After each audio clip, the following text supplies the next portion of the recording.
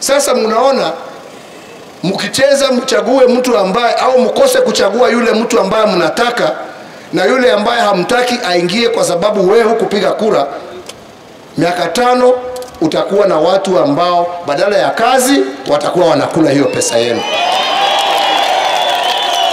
Mtakuwa na watu ambao badala ya kuwa mna maji na mambo mengine na hospitali zimetengenezwa na barabara zilingine zile ndogo ndogo, kwa sababu hiyo pia ni zao, shida itakuwa ni kwa sababu wewe ulikataa kuchukua. Tunaelewana? Kwa hivyo watu wasione kura ni kwa sababu ya kiongozi.